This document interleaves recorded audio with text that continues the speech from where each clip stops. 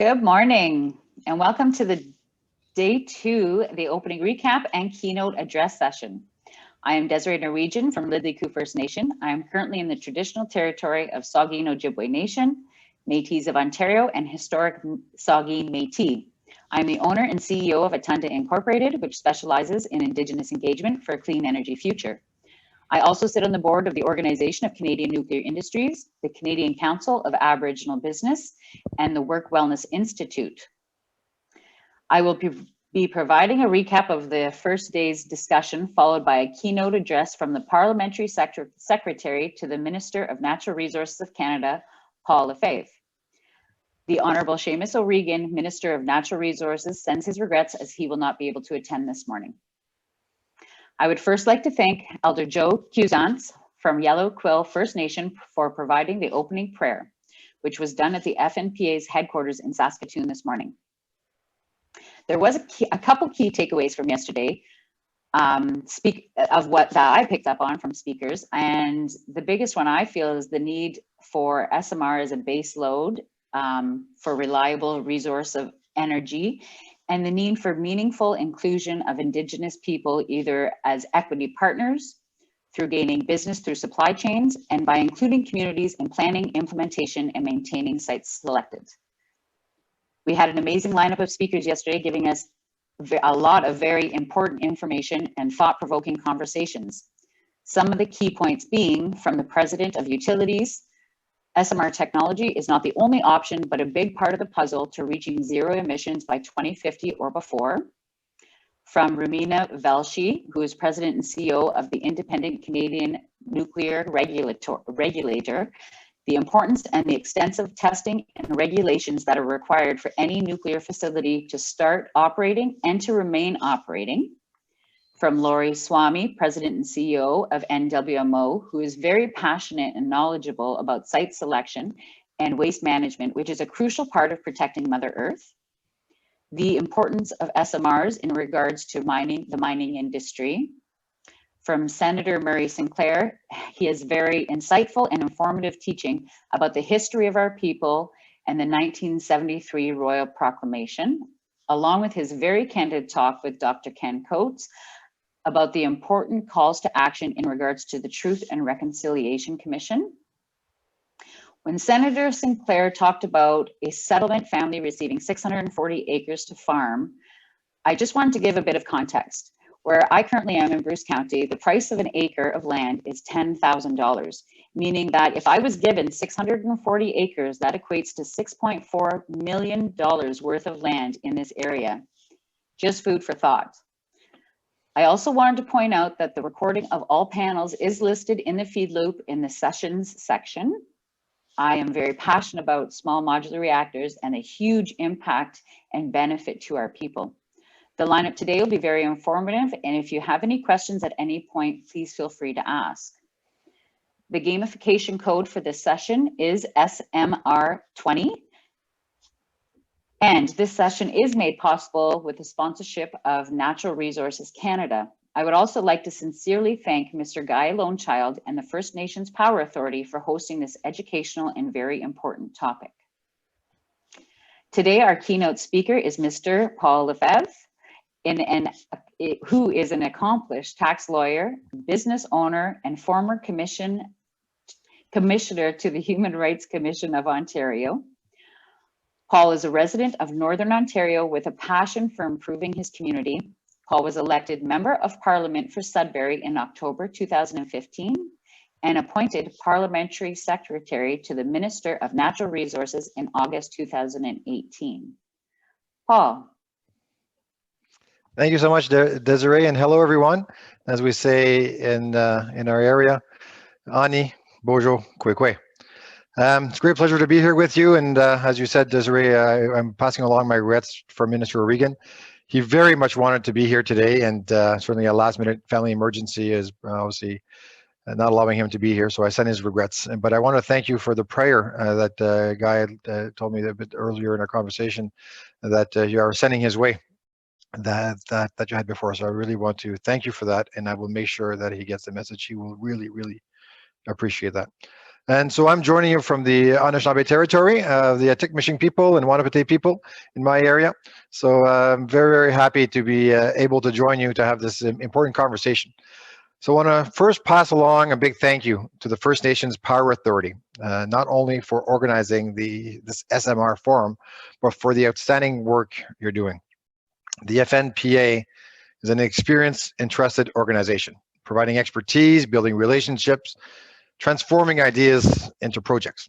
So this forum, with representatives from First Nations, Inuit and Métis organizations, businesses, provinces and territories, industry, utilities, vendors, Canada's nuclear regulator and nuclear waste management organization, represents the coming together of our greatest minds in nuclear power, and the timing could not be more important.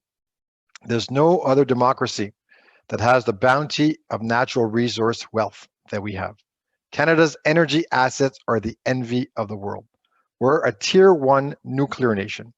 We're also the 4th largest producer of oil in the world, the 4th largest producer of natural gas in the world.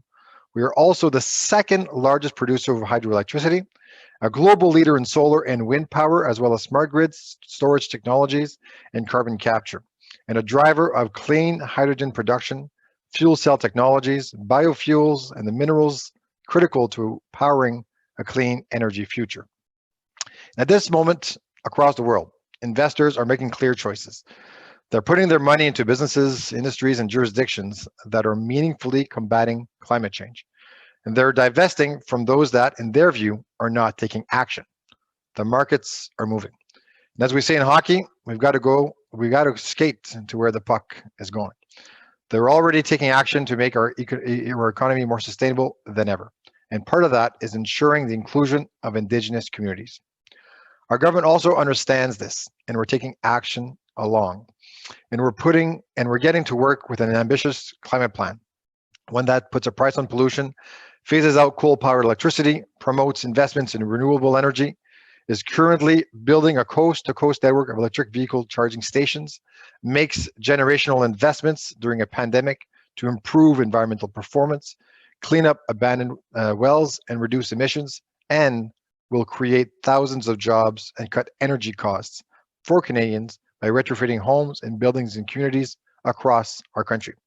So innovations in nuclear energy is central to this plan. By building on Canada's decades of nuclear ingenuity, we can open a path to net zero emissions within the next 30 years. The way we produce, move, and use energy accounts for over 80% of Canada's GHGs, or greenhouse gas emissions. The question is, how do we shrink that number? And we firmly believe that nuclear is a key part of that answer. It was 78 years ago that Canada formally entered the nuclear age. The 2nd country in the world to produce nuclear power. The 1st country to declare that its nuclear capability would only be used for peaceful purposes. And today, we're one of a small group of elite tier 1 nations. Nations that have the full spectrum of capabilities, from mining uranium, manufacturing fuel, conducting nuclear research and development, to building and operating nuclear reactors, and all at the gold standard of safety. With an independent and internationally peer-reviewed nuclear regulator, we're the 2nd largest producer of uranium, produced where most of you are today in Saskatchewan, where almost half of the workforce at the mine site are Indigenous. And nuclear power provides 15% of our electricity. In Ontario, it's over 60%, and in New Brunswick, 35%. With this foundation, there's growing interest in smaller, simpler, and affordable nuclear energy to generate electricity with zero emissions, power resource extraction in remote places, replace coal, and offer an alternative source of heat and power in Indigenous, rural, and remote communities. So for Canada, the next generation of nuclear energy offers a potential to take a bold step toward meeting our goal of net zero emissions by 2050. SMRs hold the potential to create good middle-class jobs, strengthen our competitive advantage, create prosperity, build the workforce of tomorrow, and continue walking the path of reconciliation with Indigenous peoples. In 2018, our government launched Canada's SMR roadmap, and since then, the momentum has continued to grow. with dozens of new partners getting involved, including the mining and oil and gas sectors, that see the opportunity of boosting their competitiveness while reducing their emissions. In the weeks ahead, we'll take the next step with the launch of Canada's SMR Action Plan, a plan built from the ground up with more than 100 partners, including many of the participants in this forum. To be quite frank, we have been overwhelmed with the response, and we are going to take the time we need to ensure it is ready and we get it right. But I do want to tell you that Indigenous voices and their stories are front and center, including stories from Creative Fire, Wild Matriarch, Workforce Warriors, First Nations Power Authority, and the North Shore Mi'kmaq District Council in New Brunswick, sharing their plans to facilitate engagement and partnerships on SMRs. When released, the action plan will be a living document with an open invitation to join, and an annual meeting of the SMR Action Plan leadership that will include Indigenous voices.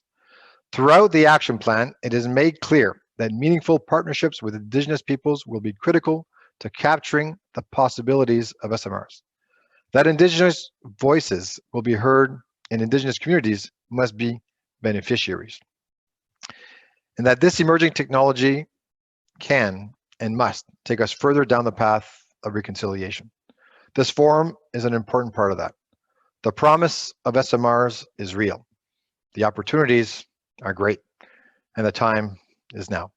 So let's write Canada's SMR story. Let's walk this road together, and let's lead. Thank you, Chimigwich. That was great, Paul. Very insightful, and I look forward to seeing the action plan. I do have a couple questions for you this morning, if you don't mind. No, my pleasure. Perfect. So one of the top ones would be, what does Indigenous economic reconciliation mean to you? Well, being in Northern Ontario, certainly I'll talk about my area and then I'll talk about SMRs and certainly on the nuclear side, but I live in a place where there's 9 operating mines all at once. And the only reason why we're able to do this and continue this is because of Indigenous partnerships and participation, the Atikmashing and the Wanapate. So every time I ask about, certainly when there's a natural resource project going ahead, saying what participation, what is the role of Indigenous peoples in that project? 20 years ago, we would not have had that conversation. But nowadays, it to me, it's a fait accompli. We need it. Basically, the conversation is full. Basically, it's a fulsome conversation by having that certainly included in there. To me, it's basically not an afterthought. It's actually a priority that be included in there. And so certainly economic participation is basically when there is a development on traditional lands, giving them equal opportunity. And when these communities may not feel that they have the capacity, how do we engage with them and ask them what resources do they need to build that capacity? And I'll give you another example. Here in my area, the Wabatek, the business group here, and so basically I announced funding around 2 years ago to them, with them, so in order to build a capacity when they are negotiating with mining companies. Right? What are they missing? Why aren't communities engaging with them? And why is that? Right? So basically, a lot of times because they didn't have the expertise. These are complicated documents. What do they need? So by providing them the resources to get what they feel that they need, to me, is a first step. There's communities that are obviously much more advanced that already have that capacity. So now, how can they see their role in a project? And another example is certainly in the this summer. Early September, we open up a new gold mine near Gogama. So this is so we had Flying Post and the Matagami First Nations, and they were there with the Prime Minister and Premier Ford in Ontario. And basically, the chiefs were like saying, "This is exactly what economic reconciliation is about." We were not an afterthought. We were there at the table when they even first started to talk about this project. We are participants. We are actually we are partners in this project. We are meaningfully engaged from day one, and that has not stopped. So to me, it's a whole panoply of what I just talked about. Basically, that it needs to be at the forefront. And I'm using mining certainly because I know the people in Saskatchewan understand that very well too, and in their participation. But that's across the country. And I talk about any resource. So basically, forestry should be obviously is at the forefront as well, and certainly clean energy, and certainly nuclear is there as well. So for me, as you can see, it's very important to me. To me, it's basically it has to be front and center all the time. Thank you, Paul. I'm very happy to hear that it's not just a duty to consult, but we're being included and being included up front, because that's the key to that, building those relationships and keeping those relationships. We need to be a part of it right from the beginning and not halfway through when you decide that, oh, they should have been consulted. So thank you very much. It's very enlightening. So another question I have is a number of Indigenous communities and businesses are interested in participating in equity investments into clean power generation and distribution. Is the Government of Canada prepared to provide funding support for Indigenous equity investments into the industry? No, that's a great question. I think, and it's you know what, I'm actually very happy that we're having that conversation, right? Again, where we were 20 years ago, where we are now saying, yeah, for sure, and we're doing it. Let's look at Wate Power, right, in the northwest of Ontario. They're at the forefront of basically ensuring that they're connecting 17 remote First Nations communities to one grid, right? We invested $1.6 billion with the Ontario government, but it's going to be obviously it was. You know, the design, and certainly was always with Indigenous peoples from day one, from their communities. Again, being at the forefront of that, being participant, and they're leading the project, right? So that's one example. And they have Fort Chipewyan, the solar project as well, $4.5 million investment in a 2.2 megawatt solar energy and storage project by Three Nations Energy. So those are just some examples of what is possible. But I think as we move forward, there's certainly this not even this has to be part of the conversation, and it is part of the conversation as we move forward on any new major project. What equity participation can be in there? How does this look? And it's different for everybody.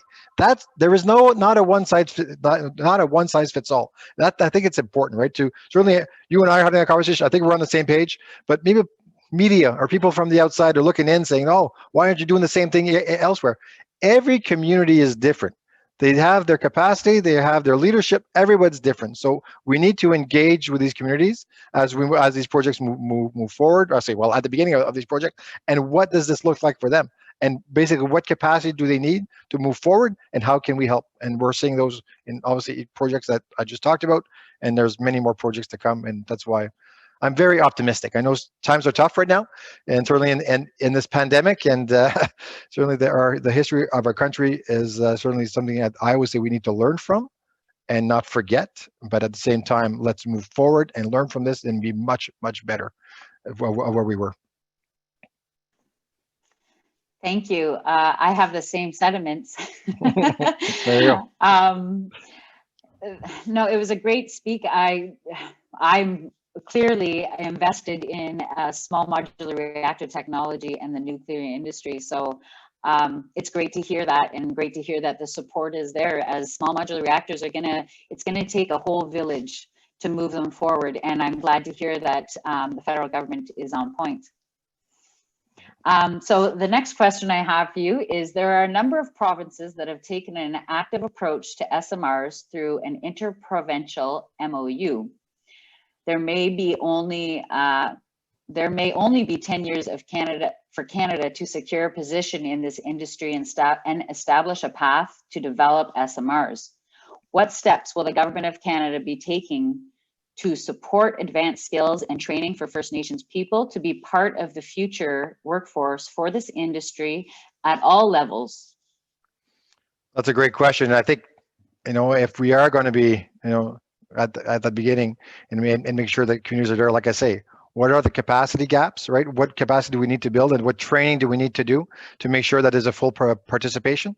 And so basically, that's why these conversations are so important, right? Obviously, we're having this forum today, and we're looking at the potential that this has, because basically SMRs will be mainly used in rural areas, like I said, in mining projects, right? In Indigenous communities that are off grid, right? So basically, I believe that there's tons of opportunities, right? Certainly from the construction workers to the infrastructure developers to the operators.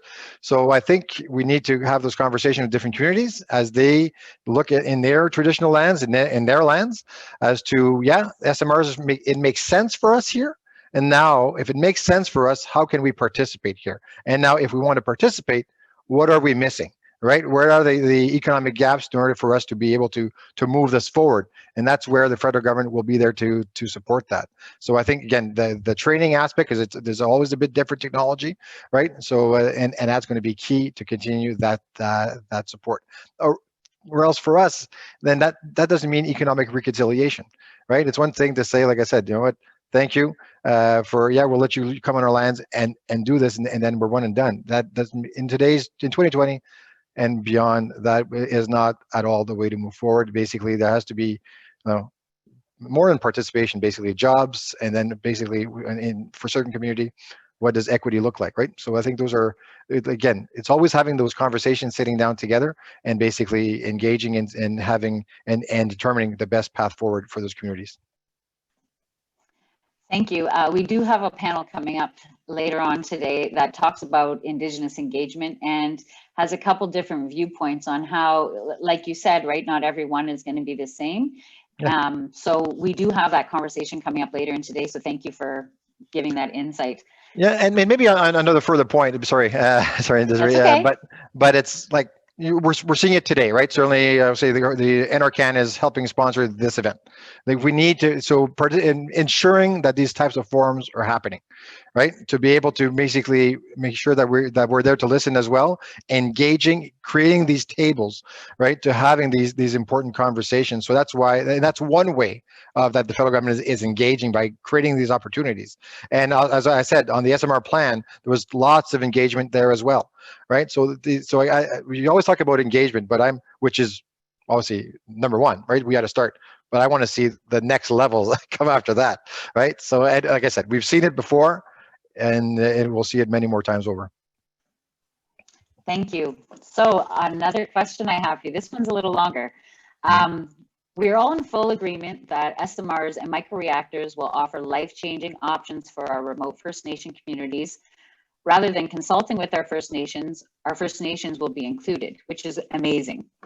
How do we move forward with our First Nations leading the charge and becoming part of these consortiums, not only providing cost-effective, carbon-free energy, but also creating micro-economies around Canada's SMR action plan? For instance, being part of the assembly, contracting with people to roll out the launch of the SMRs. We know manufacturing facilities will need to be built in order to gain economies of scale. So I guess, yeah, where do we see that kind of fitting in? Well, that's, you know what, that's a key question, right? So that's what it's so exciting to me. Basically, how do we ensure how these projects move forward, right? And ensuring, as you said, well, how do we make sure that Indigenous peoples fully participate in this? And my number one thing is, I will say, again, because my backyard is mining, I always say, well, you know what?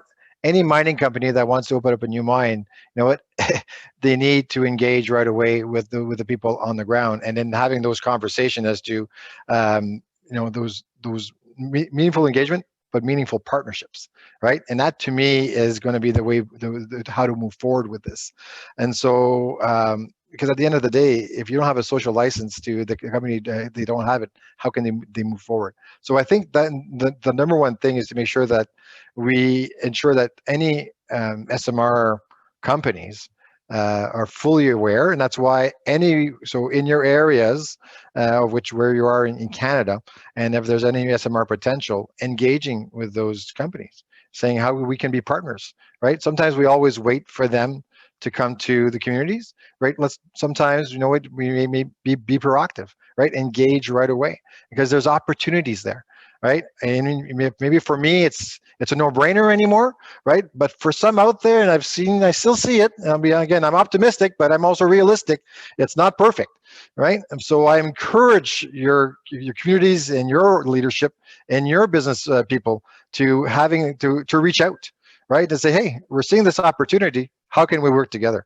So, and then from there, like I said, so that's the engagement part, then looking at the opportunity gaps that are there, and how can we, how can we move forward together? So I think we want First Nations to participate in each part of the value chain.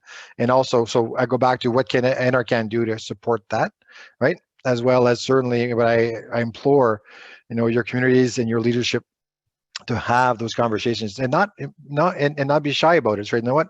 These are opportunities for our people. How do we engage? Thank you. It's refreshing to hear. I do have one more question for you. I know we only have about 5 minutes left. So all good. All good. Do you believe we need nuclear in the mix of energy options to address climate change? We can't, listen, that's a great question. We can't get to net zero in Canada without nuclear. It's as simple as that. There is no, so that's why we are very bullish on this technology. How can we get our communities off diesel, right? And so some of these are so remote. Sometimes it is possible, and sometimes it is it's a lot smarter to use SMRs.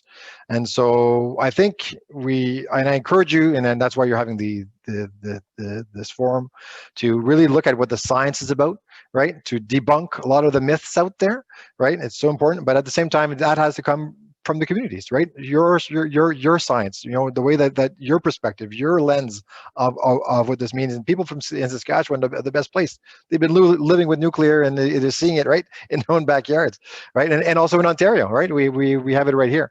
I always say in mining, the communities that don't have a mine often don't want a mine, but the communities that do have a mine, they want the mine to stay once they have it. And it's the same thing with nuclear. Often the community that does not have nuclear, they don't want it, they're afraid of it, but the ones that do, they want them to stay. So it's the same thing of that perspective. But just go back to your question. It's very simple.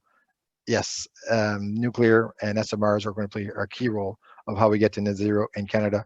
And I believe the Indigenous communities will play a lead role in that, and that's very exciting.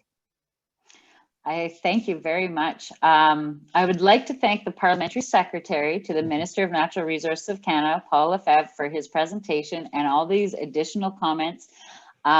Clearly, your optimistic view is very enlightening, and we look forward to hearing more. Looking forward to it. Following this session, thank you. Guy, do you have anything you'd like to speak on?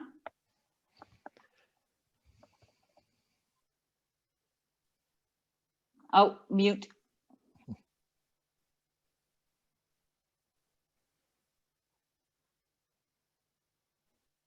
Well, guys, trying to figure out his mute button.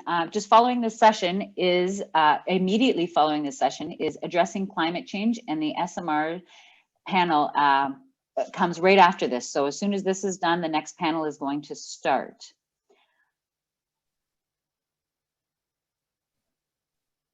Okay. If you ever want to reach out, Guy, and if you want to have a conversation, more than happy to do so without the mute button. Awesome. Thank you. Thank you, everyone. Thank you Take very care. much. Have a great conference. Thank you. Bye-bye.